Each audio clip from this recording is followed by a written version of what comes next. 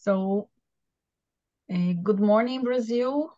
Good evening, China. So we are here for our fourth workshop. It's a collaboration from Hust University and CDPLAR UFMG. So this is our great pleasure to have you all here. And today we are going to talk about education. And we have two professors from CDPLAR, Professor Irineu Rigotti and Professor Daniele Fernandes. Thank you for coming and being and accepting our invitation to be here. And Professor Shui Dong from Hust University. Thank you, Professor Dong. So this is a great pleasure. I will ask Professor Liu, who is the Dean of our Confucius Institute at UFMG, to open the session. So thank you, Professor Liu, for coming and being with us at our fourth workshop. Thank you. Thank you. Good morning. I'm here. I'm now in Rio because we are having the helping Miriam to have the visit to China. But we are very happy that with the first session is going on as planned, and we hope this session very successful. Thank you. Thank you, Professor Liu. So this is really great.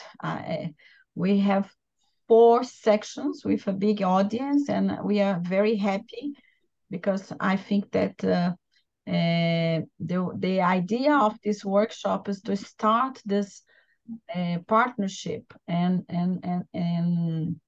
I think that all workshops were very productive in this way, doing the first contact between Brazilian researchers and China researchers. And also for the audience, of course, because everything that is being discussed, people are doing very well. So just to organize our session, we had 30 minutes for each part, and then we have at most 30 minutes for discussion. We can open first for our panel, and then we open for the audience to make some questions. So we are going to start with Professor Dong, please. And the idea is to give an overview, and then after I will open the session for Irineu and Daniele. So thank you so much for being here with us, and let's start the session. Thank you, the audience, and again, good morning, Brazil. Good evening, China. Okay. So Professor Dong, you can share your screen, okay? Yeah, thank you. So let me...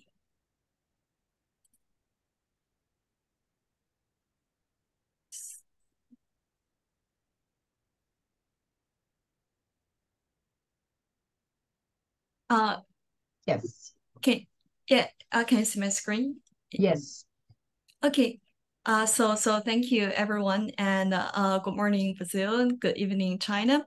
So I'm Xinwei Dong from Hust, and this is my great honor to have this chance to participate in this series, and also to introduce the education system and the policies in China.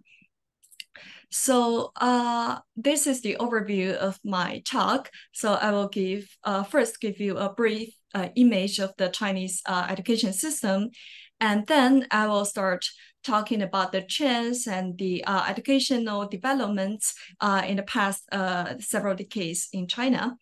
And in this part, I will also introduce the related policies and the examinations of the roles that education has played in the individual's development and also the social development in China. So next, I will move on to talk about the existing issues, so the problems in the current Chinese education. And finally, I will briefly mention what Chinese government is doing to try to address the existing issues. So what will be the future to wrap up today's talk. So this chart shows the basic education system in China. So children in China usually go to the primary school at the age of 6. And before that, they may or may not go to some like preschool institutions such as kindergartens. So the primary school usually lasts for 6 years. So at the end of 6 years, so maybe age 12, they will proceed to the secondary school. So for both primary school and secondary school, so which school to enter is usually determined by where they live. And so secondary school usually lasts for 3 years. And at the end of the secondary school, the exams start. So there will be the high school entrance exam. And based on the student score, they will proceed to a regular high school or some kind of vocational high schools. And after another 3 years, so the graduates from the regular high school will take one of the most important exams to determine the future, that is the National College Entrance Exam. And again, based on the test scores, they will enter to the, say, academic universities, or they will enter some vocational colleges, or they just exist from the school and enter the labor market. So in this process, so the primary school and the secondary school period together are defined as the compulsory education in China. And there might be some few geographical variations in different regions in China, but I would say this is the most standard system. And from here, we can get the first important feature of the Chinese education, that the Chinese education system is heavily exam-oriented ones. So the test scores in the exam, achieved in the exams, are very important. And then I wanna start with this figure to show the developments in China in the Chinese education.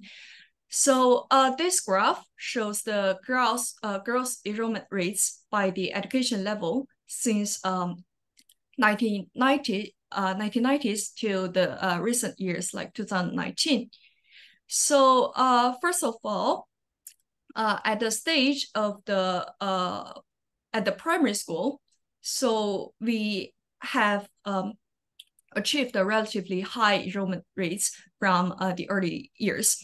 But for this is the junior high school, so the secondary school, and the yellow one is the senior high school. So for those stages, we start from a relatively low standard of the enrollment rates, but experienced a constant rise in the following years. So especially in the middle of the 1990s and also at the beginning of the 21st century.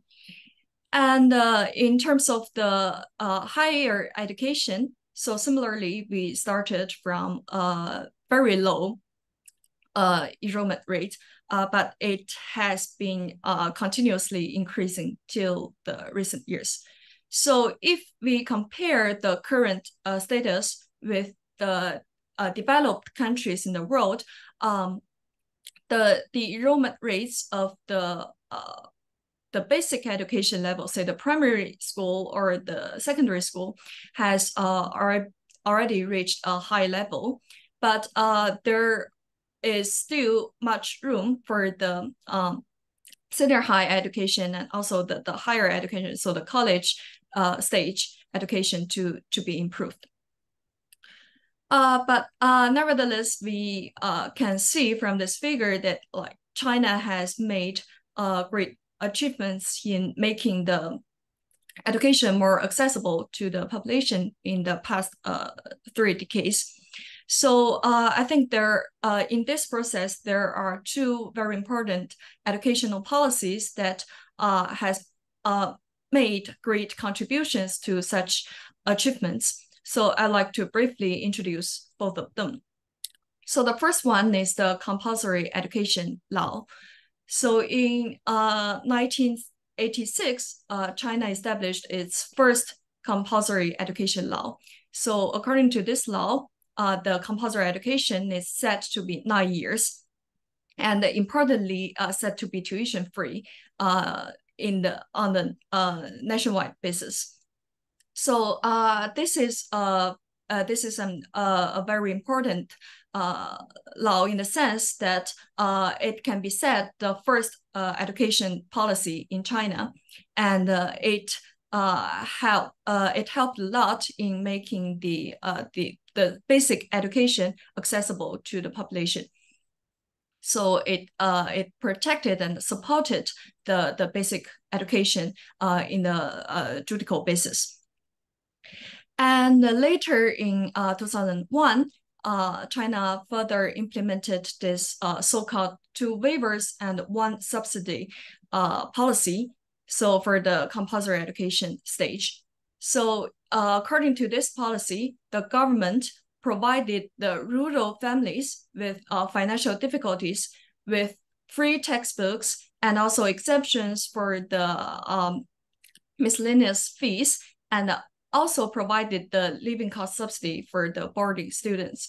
So this is another very essential policy in the sense that it provides, it significantly reduced the education cost, especially for those poor families. And later in 2006, there's another reform regarding the compulsory education law. So according to this reform, the free tuition plus the exemption for the miscellaneous fees were spread to first to all of the rural areas and later to the whole population. So these are the reforms and the establishment of the compulsory laws have contributed to make the education more accessible to everyone. And so this is for the basic education stage. And for the higher education stage, we have another important policy that is the higher education expansion in starting from 1999. So the background or the motivation of this reform was that in the late 1990s, so China has started the rapid economic growth and also started the movement of the market liberty. So as a result, there has been a rapidly growing demand for the high-skilled labor in market. But at the same time, the supply of such a high skilled labor is quite limited because the accessibility to the higher education was quite limited.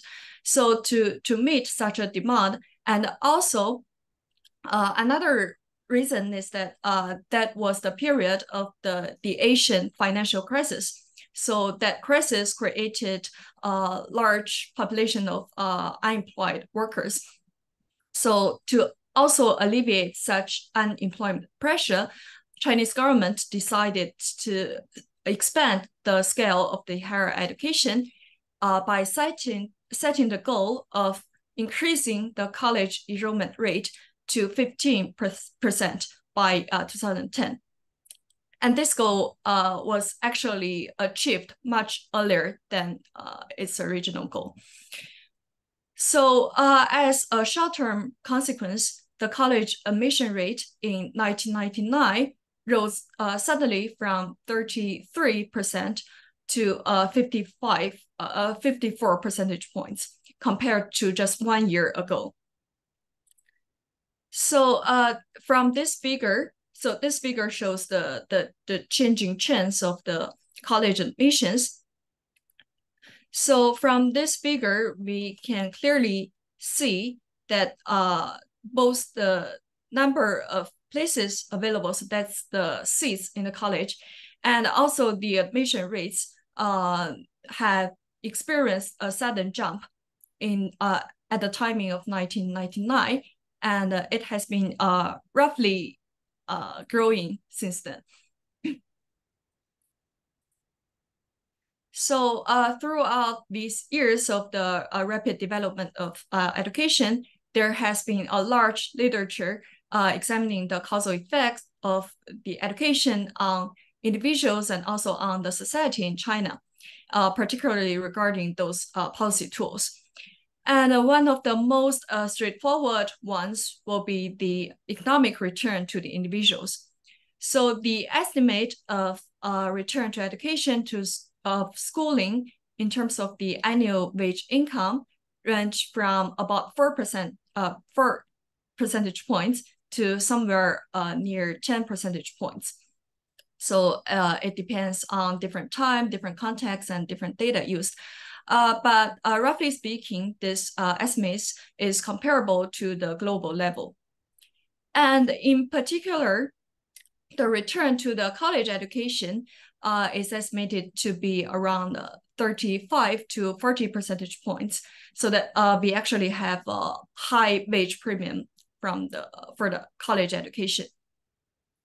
And of course, there exists a lot of heterogeneities. So those previous studies generally find rising returns since the 1990s. And also they usually find higher returns among the female than male, and also higher returns to the college education than other levels. But they usually find, they sometimes find mixed results regarding the urban-rural comparison. And these are the kind of the effects of the individual education on the individual welfare. And at the same time, some studies also find the positive external returns. So for example, Liu finds that 1 year increase in the city average education will increase the individual's earning by 11 to 13 percentage points. And also in line with the literature in other contexts. So there are also many examinations of the education returns in other aspects. So for example, several studies have shown that the education can improve the cognitive abilities and also can provide the protections on the individual's mental health.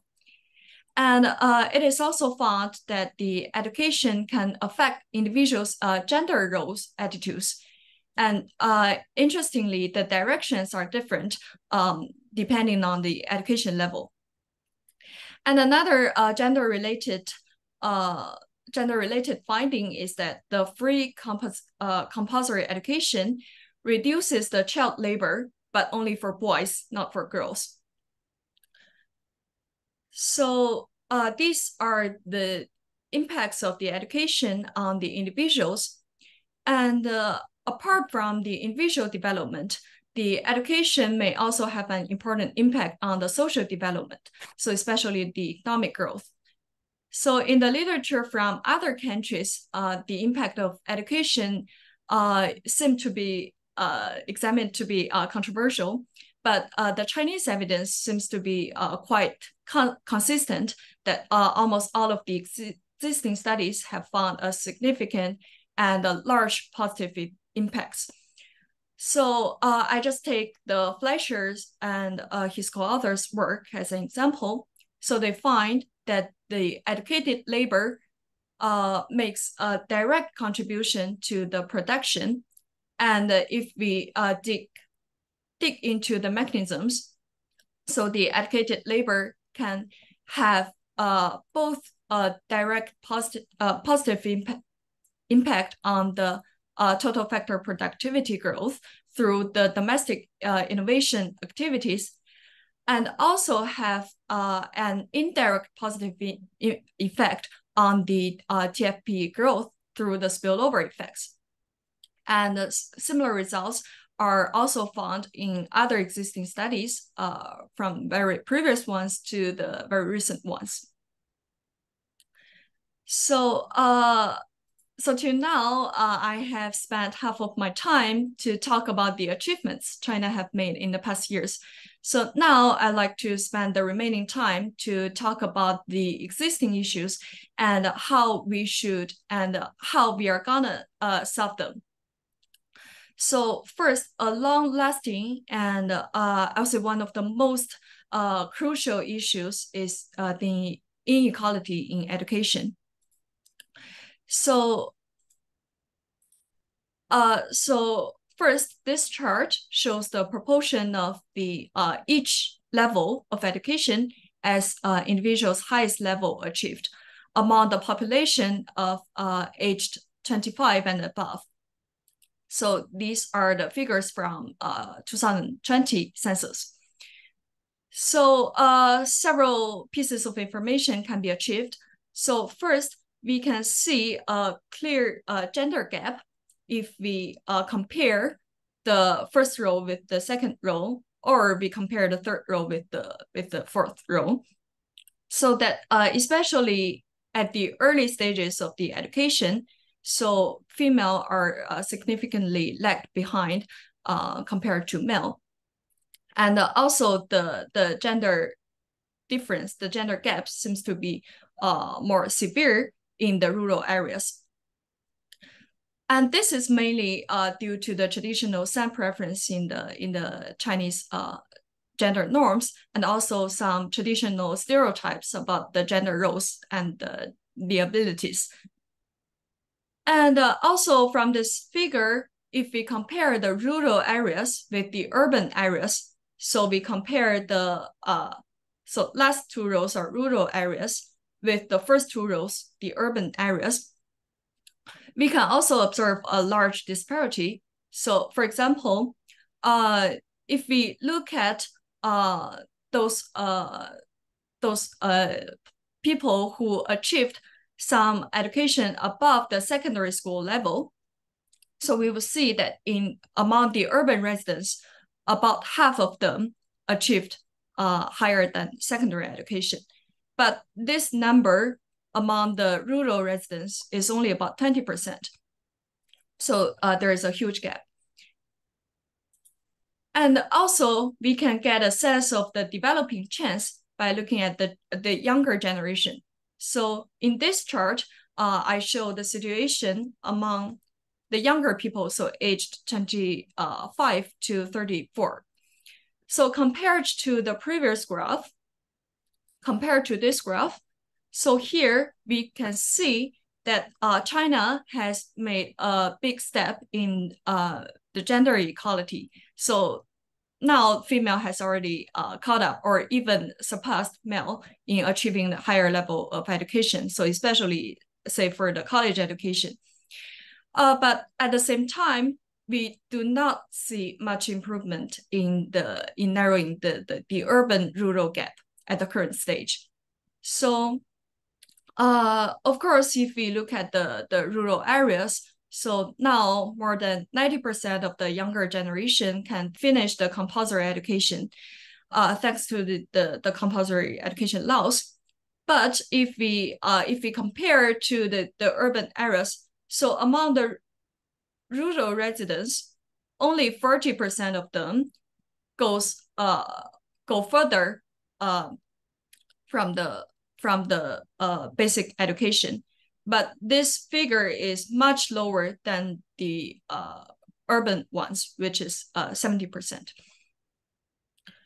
So, and also from those figures, we should note that in these charts, the quality of education is not measured.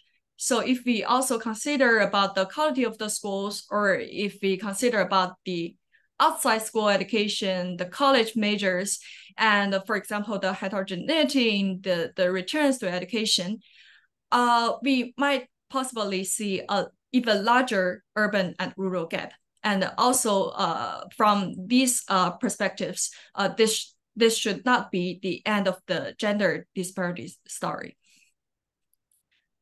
So also we can turn to the geographical or the regional differences.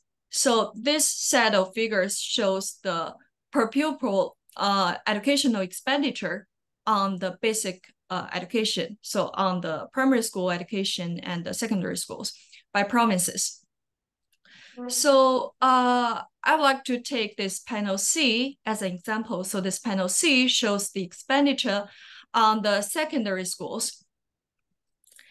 So we can see there are still large regional variations across the country. So for example, in the provinces in the middle or in the southwestern China, so these are, so for example, Henan province, and this is like Guizhou province, and this is Guangxi province. So those provinces are those with large population, or they are relatively less developed places. So in those places, the expenditure are very limited, so much lower than the national average. But at the same time, in highly developed regions, so such as Beijing and Shanghai, and so this is Guangdong province, so where like Shenzhen is located, and also some other coastal areas, the expenditure can reach more than like 30,000 or even like 60,000 in the most advanced places. So these numbers are several times of other places. And also, if we look at the primary schools, the situation is actually quite similar. So though in most of the provinces, the government will spend less on the primary schools than the middle schools, but the geographical pattern are quite similar. So we still observe the disadvantage among the middle and southwestern China provinces. And if we compare the rural and so the rural areas with the whole province as a whole, so although there are some provinces that invest more in rural areas, or some provinces invest less in rural areas, but they are roughly at a similar level. And these are the statistics on the basic education. And if we look at the higher education, so it also shows a similar pattern. So this is the kind of the higher education index constructed by the Borzi and his co-authors, which takes the population size and also the number of seats in the local colleges into consideration. And we could still observe similar disadvantages in those provinces in terms of the higher education. So these disparities can come from many reasons. So to just list some of them. So first, the cost of the basic education has been reduced to a low level by the country, by the government, but the cost of high schools and particularly the colleges can still be of a large burden to the households. And also the outside school education, so the shadow education, is quite prevalent in China. So because we have this exam-oriented system, but these shadow education can be even less affordable to some households. And also educational inequality can also be related to the hukou system. So that is the household registration system, so that it creates some barriers for the migrant children to enter the schools in the destination province. So especially those schools of good quality. So to address the inequality in education, Chinese government is trying to implement many policies and reforms. So for example, the government is trying to change the hukou system to make it easier for children of migrant workers to enter local schools. And also there are many regulations on the shadow education and on the private tutoring. this is also partly out of the consideration of the inequality. And also the government is promoting the urban and rural integration, and also some specific policies to improve the education quality, particularly in the rural areas. So for example, they just reallocate the resources from the urban areas to the rural areas, from the rich areas to the relatively poor areas, or they sometimes just directly send the teachers from those good places to the less developed places. And so another existing problem in the current Chinese education is about the quality of education. So since the system is quite exam oriented, and sometimes the curriculum or the knowledge achieved in the school can deviate from the actual needs in the society. So that in 2006, China implemented this quality education reforms to try to get, say, physical education and also like arts into the curriculums being involved in the school education. And also Chinese government is trying to implement some policies on the teacher side to improve the teachers' quality, to give them more incentives to provide good quality of education. And also we are experiencing some national college entrance exam reforms in the recent decade, so that they are trying to avoid making this exam as a one-shot determination of one's life. And the last point I want to introduce is about the vocational education. So that from a similar perspective, so sometimes in the previous years, so the vocational education in China has a large scale but relatively low quality. So sometimes it cannot meet the requirements of the real production. So China is trying to change this situation by changing the curriculum in the vocational education, and also to develop some new systems to combine the vocational education with the real production in the industry. So all in all, China is gradually stepping from a primary school stage of making the education more general to the next stage of making the education better and also more equal. So hopefully we will see more changes in a few years or a few decades after those policies are well implemented. And in this process, I believe there will be many new problems to be answered, by many new questions to be answered by the economics researchers. And I believe there will be a lot of experience that can be shared with like Brazil or with other countries. So, and I also believe that China will provide diverse contexts and rich policy tools to contribute to the related research. So that's all of my talk. Thank you very much. Thank you so much, Professor Dong, with your presentation. Lots of challenges. I think that Irineu and Daniele can will discuss more deeper than me, of course, but we are now, I would like to invite Irineu and Daniele. I don't know who is going to start.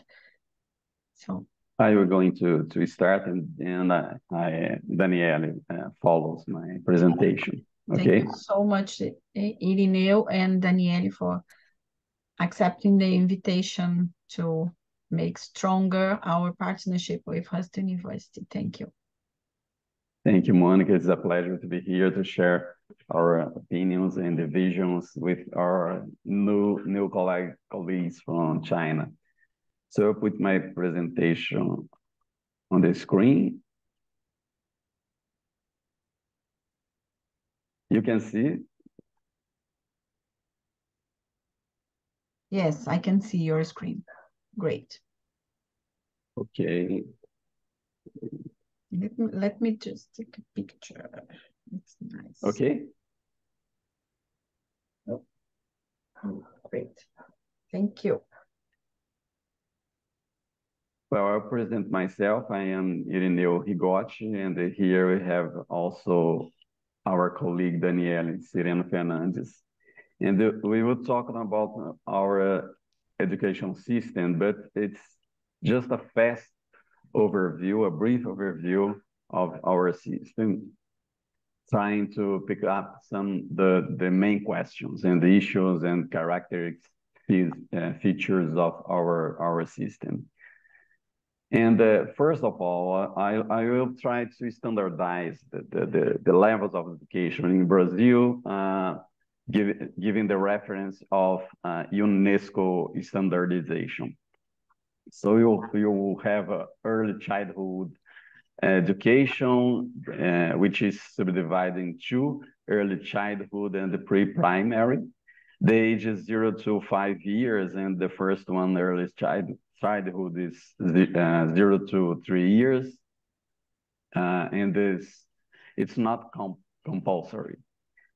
Pre-primary, it's also early childhood, and which means that the age is 4 or 5 years, and in this case, it's compulsory. And the primary education, the lower secondary education in Brazil, we say first years or last years of what we call fundamental. And actually it's the same level, but I will keep the UNESCO standardization. The first years to 6 to 10, 5 years of duration, the last years, it's for the population aged 11 to 14, it's 4 years. So together they form the fundamental or the elementary school. It's 9 years and it's compulsory as well. In the upper secondary education here in Brazil, we say middle school, but middle school is not exactly the American term of middle school. It's just for the population from 15 to 17 years old, 3 years, and it's also compulsory. And then we have the tertiary education, the bachelor's, master, PhD, all together they form the tertiary education. Okay, so I will keep this standardization to show our system. So here you have pre-primary, primary education, lower secondary, and upper secondary. They together are the compulsory education in Brazil. We say here basic education. To take a look in the number of enrollments, I will show the main levels of education and the administrative dependence. So here we have the number of enrollments from 2007 to 2022. And what I can see here is that the number of enrollments is higher in the primary and lower secondary together. Again, this is the same level. And you have a decrease from 2007 to 2022. And the amount of enrollments today is something like 26.5 million students. And then we have the early childhood, it's increasing a little bit. And the upper secondary would say that it's stable, the number of students. It's around 8 million students in the upper secondary and 9 million students in the early childhood. And here in terms of the entities or institution responsible for our system, we have first of the municipality level has a very important role in Brazil. You can see here the number of enrollments is pretty high in terms of primary and lower secondary education. And then we'll have it also an important role of the states in upper secondary. So in general, municipalities are responsible for the primary and lower secondary, the states for the upper secondary, and the private schools has also an important role here. We can see that the early childhood, for example, that there's a lot of schools in this level of education, and also in the upper secondary, that there's an important role of private schools. In terms of number of schools in the same levels, what we can see here is that the figures are something like the previous chart, because the number of schools are decreasing in Brazil. It's thousands of schools in the primary and the lower secondary. They are decreasing. So the decrease, I think that expect the demographics, our population is decreasing. And then we have early childhood and upper secondary, and again, they are something like stable or particularly early childhood schools, and the upper secondary just increase, but a mild, very moderate increase. And when we divide in terms of situation, localization, rural or urban schools, what we can see is, again, the urbanization of the Brazilian population.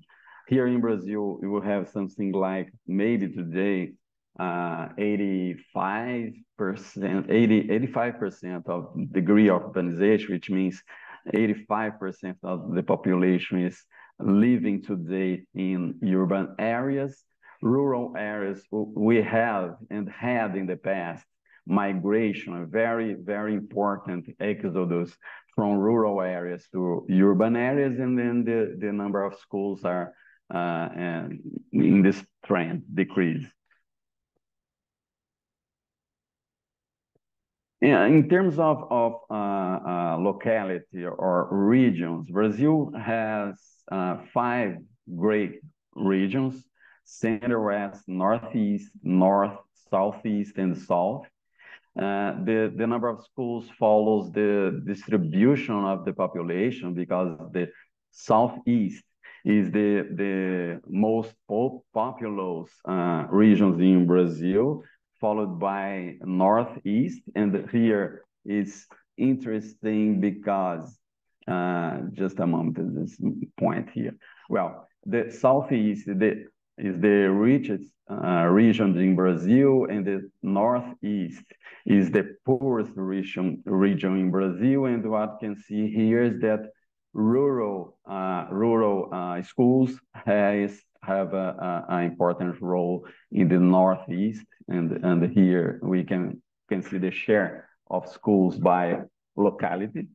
And the Northeast and the North, particularly the north of the country, north of the country, we have the Amazon basin, and the share of the rural schools is still important, like Northeast here, and the most urbanized regions like Southeast and the South has a lower participation of rural schools. That's the big picture. And here we have the administrative dependence. The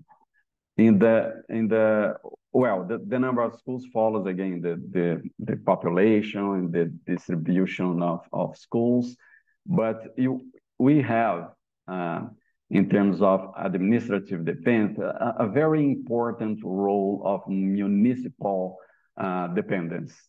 So in Brazil, the schools in general are administrated to the municipal level since our Constitution of 1988.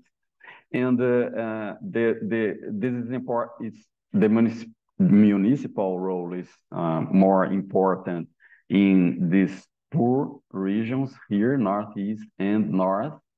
And Southeast, we have a participation of private schools, which is considerable, and also the state.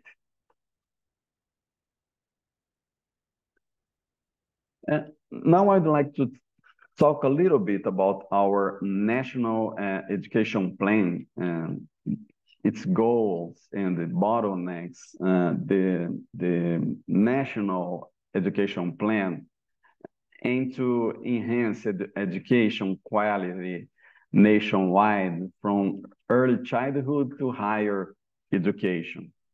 And it is a Brazilian law of 2014, and it sets guidelines and targets for education development at the national, state, and the municipal levels.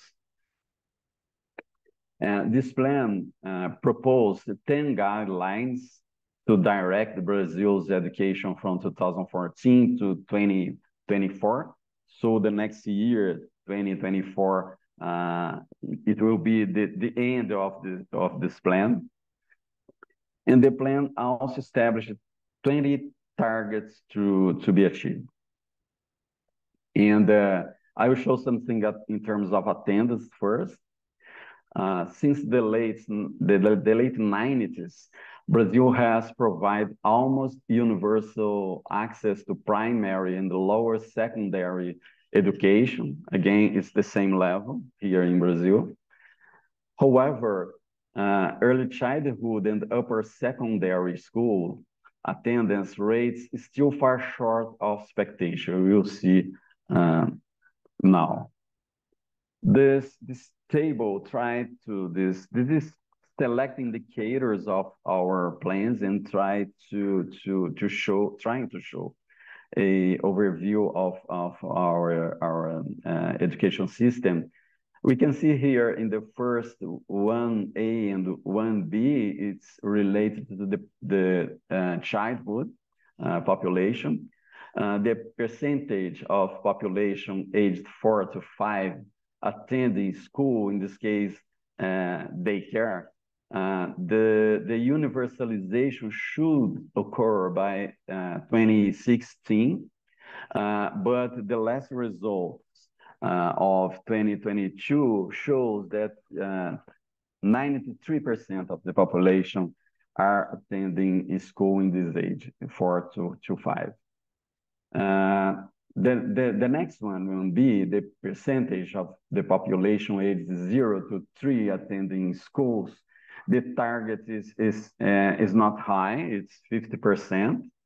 It should be reached, but we only have 37% of the population attending schools in daycare, so we are distant from the target in 12.5%.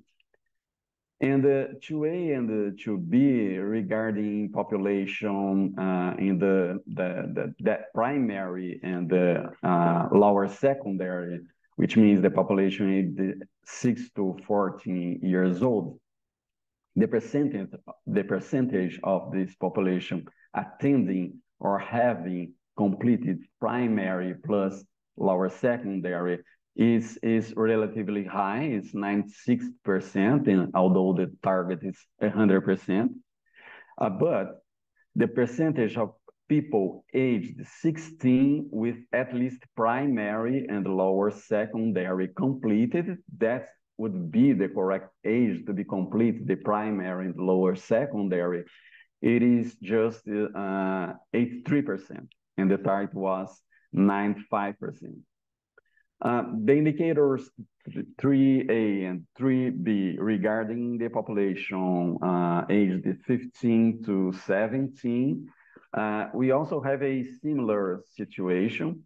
The percentage of this population who attend the school or have complete basic education, it is 94%, although the target was universalization by 2016. So we are 5.6% distance from this target. And the next one, 3B, the percentage of the population aged 15 to 17 who attend the upper secondary or have completed all the basic education is just 76%, and the target was 85% by 2022. And the last one, these people of age to be enrolled at the tertiary education, people of any age. The first one is the gross rate. People of any age in higher education in relation to the overall total of people aged 18 to 24 years. The target was just 50%, half of the population, but we have 38%. And the last one, it's more refined. The rate is net schooling rate in higher education, which means the population aged 18 to 24 years attending higher education is just 25%, a quarter. So the target was a 30, and we have a quarter of the population. We are distanced from the target in 8%. So to summarize this chart, we have some bottlenecks here. What you can see, it's the first one, the percentage of population aged 0 to 3 attending daycare. It's a very important bottleneck. It's not compulsory, this level of education. And the opposite, and the other side of the levels of education is the people attending higher education. It's low. It's still low in Brazil, and you can see here in these two indicators. And then the upper secondary or middle school or high school in Brazil, it's a very difficult level to treat, to deal with, because we had seen the past charts that this is stable during 2007 and to 2022. So it's a difficult bottleneck to deal with. Well, when we see this kind of bottlenecks, what we can say that the age grade distortion rate in Brazil is important. So to have a look of the importance of these effects, we can see the transition rates, promotion, repetition, and dropout. Although promotion rates in basic education have increased in recent decades, historical obstacles still persist, such as repetition and dropout rates. Maybe repetition is not so common in China, I guess, but it's really important in Latin American countries. The transitions grades are unequal among the levels of education in the regions of the country. Here, we can see the average promotion rates for the primary and lower secondary. The transition rates is from the year 2019 to 2020 is the last data available. What you can see here is that the promotion rates is relatively high in urban areas and in primary, lower secondary level. But the upper secondary, we have a very low promotion rate relatively to the primary and the lower secondary rates. The rural and urban areas present different behavior. We can see here that the promotion rates in rural areas is much lower than the urban areas. And the opposite is true to the average dropout rates. Because if the promotion rates are low, for example, which means that dropout rates and repetition rates should be high. In this case, I will just show the dropout rates because it's important. The people who enter schools but drop out after a while. And here we have it's lower the dropout rates in primary and the lower secondary, because here we have seen that the attendance, or we reach almost the universalization, so the dropout rates are pretty low. But on the other hand, the upper secondary, we have relatively high dropout rates. We reach almost 7% of a cohort dropout schools in the upper secondary in urban areas, and in rural areas the situation is worse than the urban areas, and we reach dropout rates on average of 90, almost 10% in rural areas. If you see the transition rates by units of federation, I guess, would be something similar to province in China.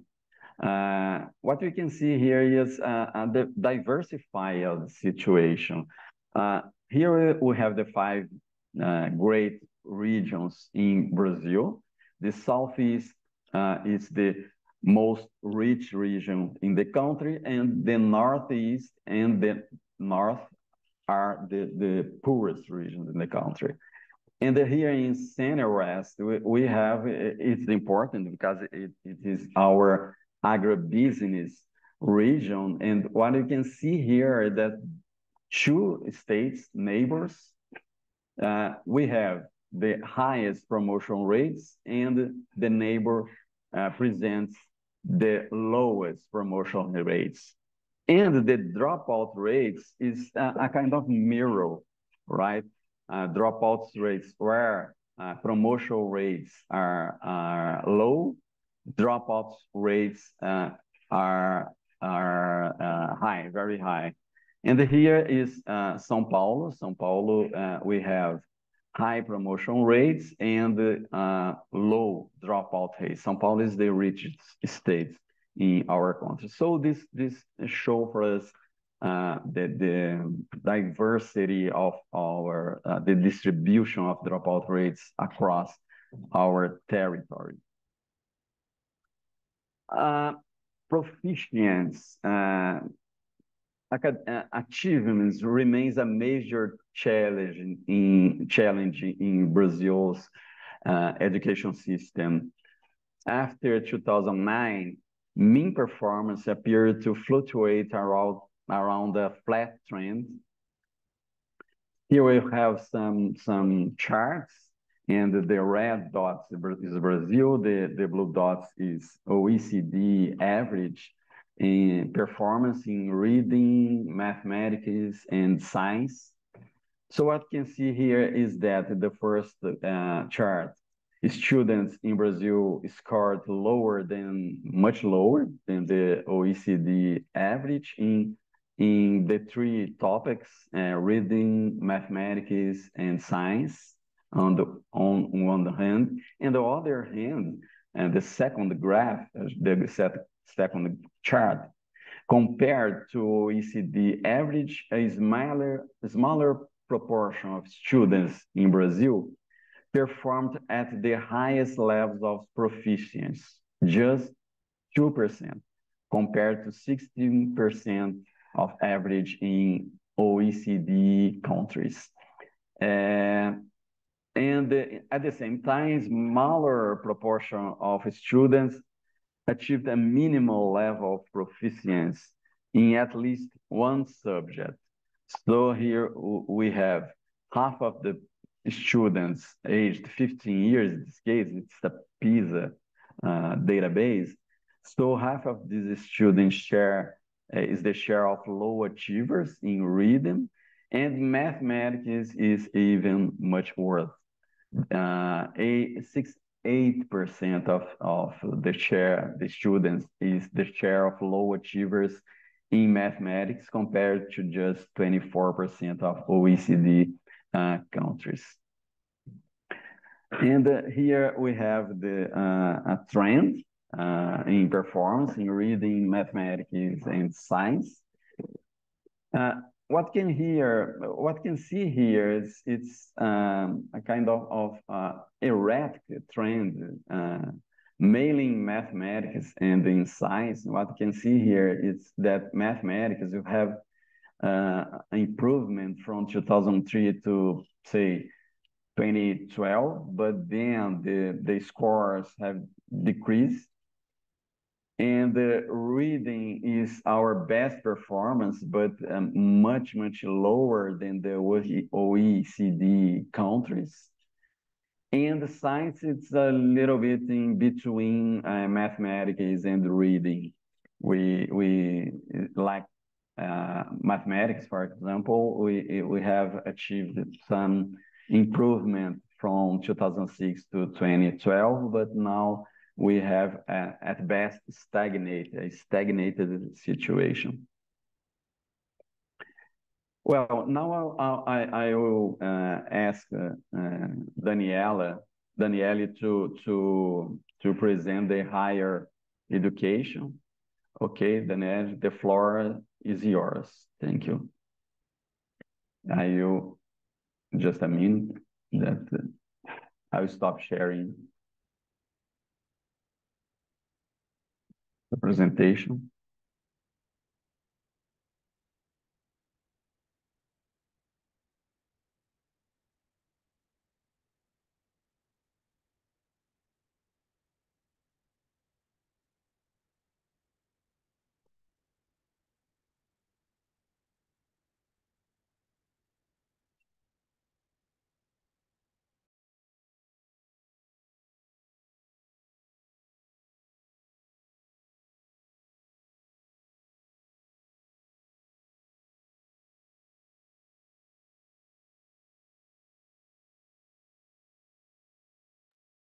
Daniele?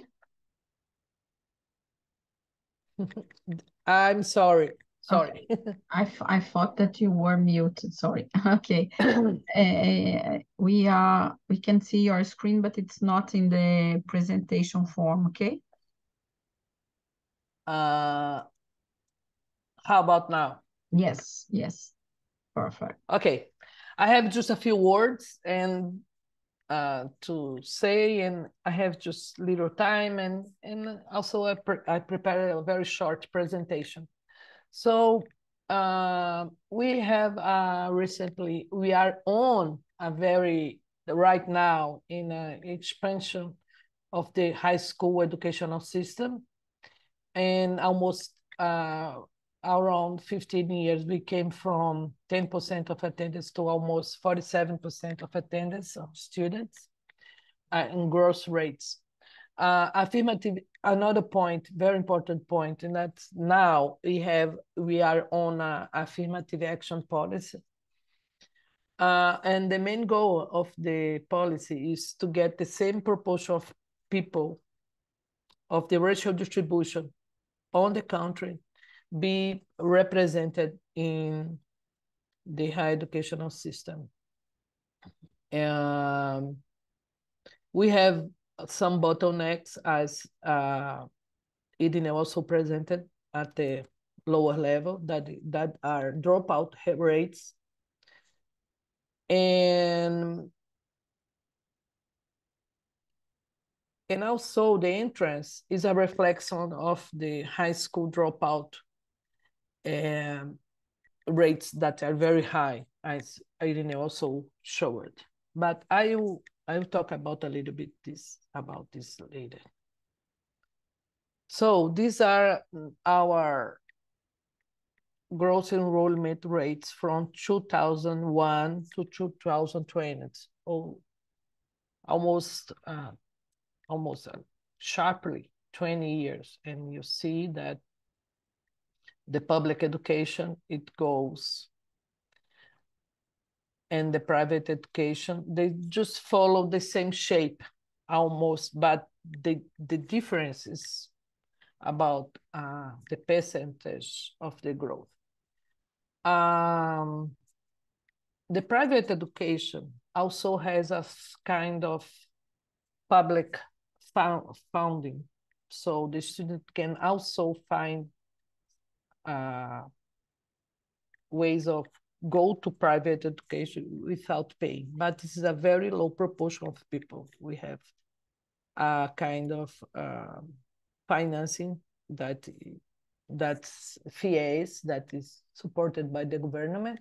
And also we have a policy that's called ProUni, that also that is directed specifically for low income and non-white students.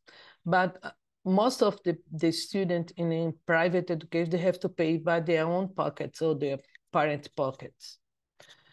About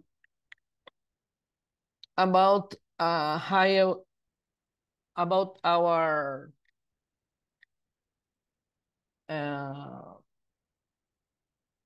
proportion of Black and whites in our affirmative action policy.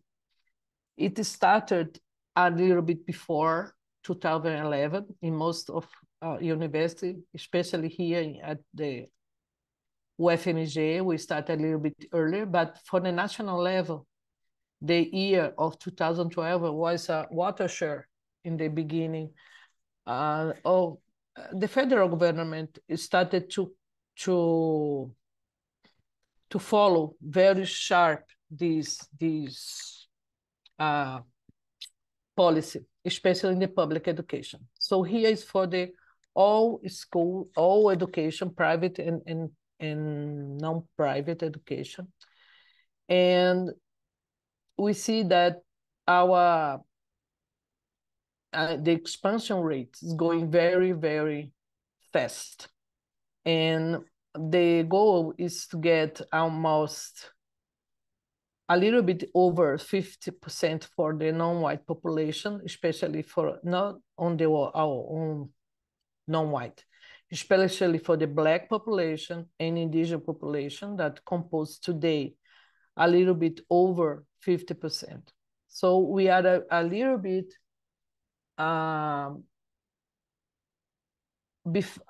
lower than the target here. As I said before, the bottleneck is especially the dropout rates during the higher education system, and the proportion of people that comes from the higher education system through the higher education, it follows, unfortunately, it's still very low. So this one claim from this policy is to look now to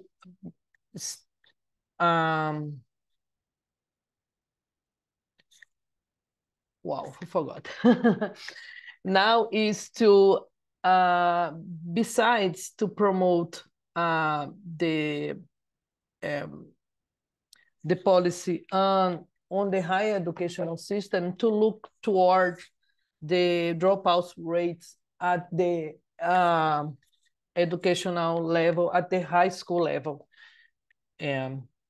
Well, here we have the number of vacancy offered in presential undergrad course and the regional distribution of the population.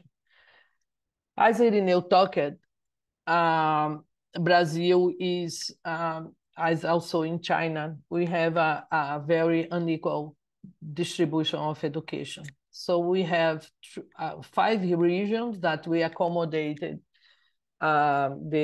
what we call our states, that relates almost related to what China calls the provinces. So what we have here is the Northeast the north, the northeast, the southeast, the south, and the west center or center west.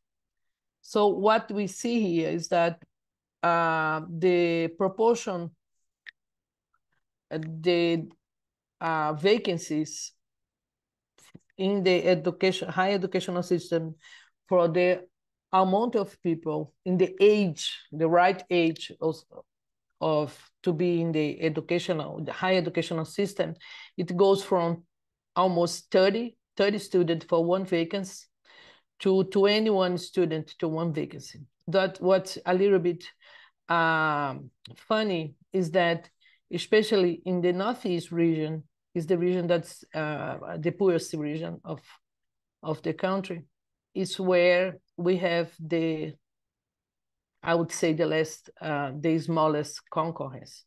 But also we have a very, very high dropout rates here on the high school, on the high educational level.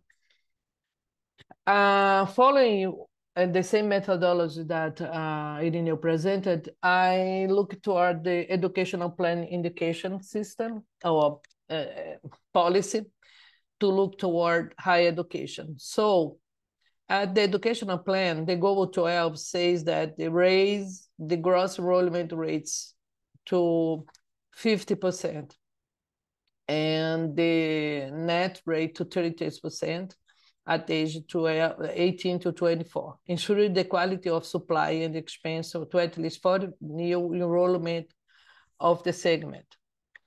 So here I have the data from 2020 and Irineu presented to the year 2022. So what we have here is that the idea is that by the year of 2024, we have 50% of gross enrollment rate of everybody that has 18 to 24 years old to be enrolled. The last result from the higher educational census database, we had only 47%. The distance was 3.4%, and the target achievement was 93%. The objective 2 is the goal that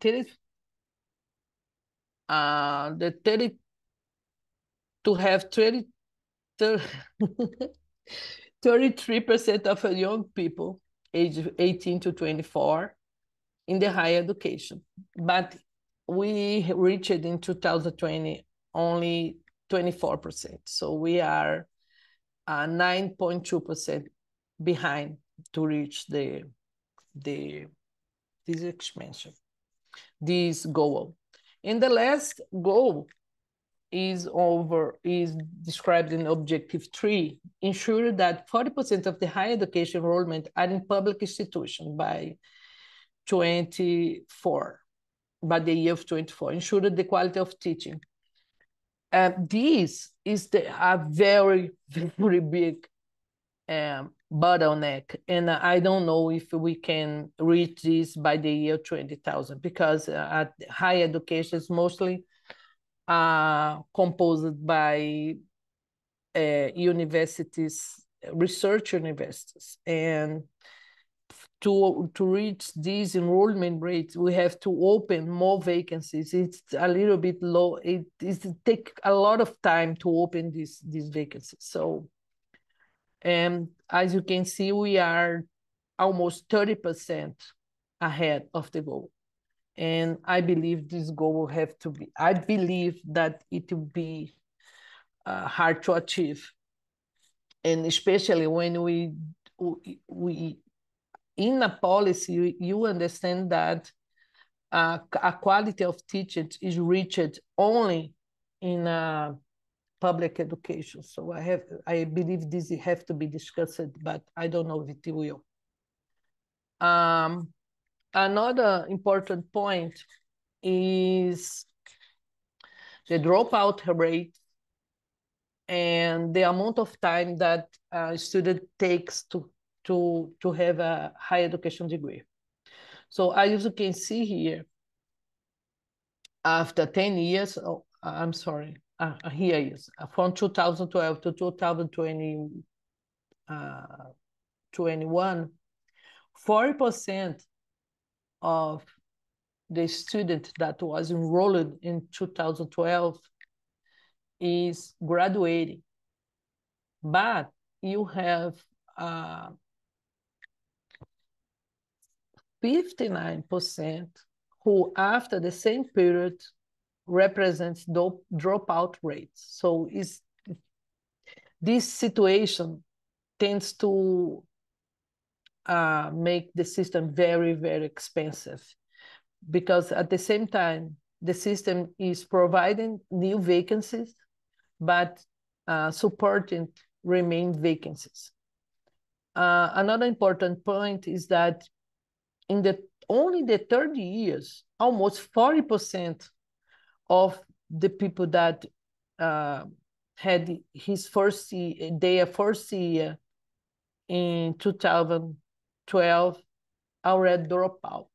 So this figure shows how expensive and how difficult it is to make some change in the structure, even though the expansion is going very high. Some concluding remarks. Brazil has improved its primary and secondary school attendance, with almost universal now. Well, no, this is Ireneo's concluding remark. Some concluding remarks. I would say that the system is very expensive, even for the private education. Second, it takes too much time to have a degree diploma. Now we have two important things to look at.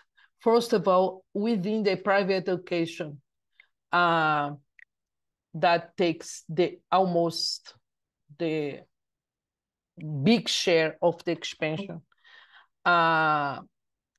Non-presential education has been a very, very important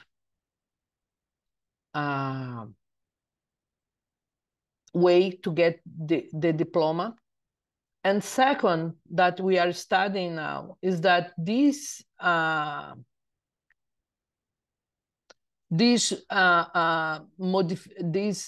transformation, this biggest increase in the access of the non-white population had made some improvement in the transition rates from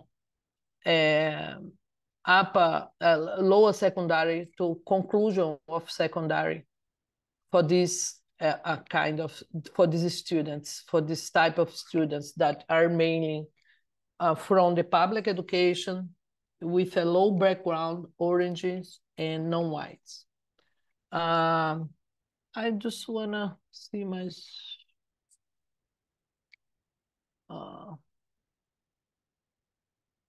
I guess that's it. I'm sorry, I try to run fast to be able to not get so much time. Thank you, Daniele. Thank you so much. So, can you stop sharing, please, your screen? Yes. Thank you.